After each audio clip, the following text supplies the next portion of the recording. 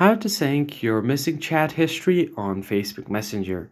If you are getting the error where it says missing chat history, sync now on Facebook Messenger, this is how you fix it. Open up the Messenger application and make sure that you are logged into your account. From here, you just want to head over to the menu section at the bottom right corner of your screen.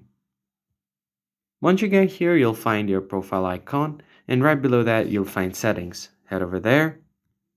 And once landed on the settings page, you're going to have to find privacy and safety under preferences. So just tap on it. Then you'll find something called end-to-end encrypted chats.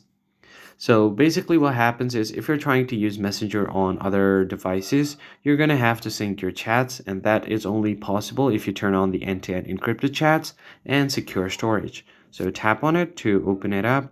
Then you'll have an option message storage. And then from here, you'll find the secure storage option. If you haven't already turned it on, you'll get an option to turn it on.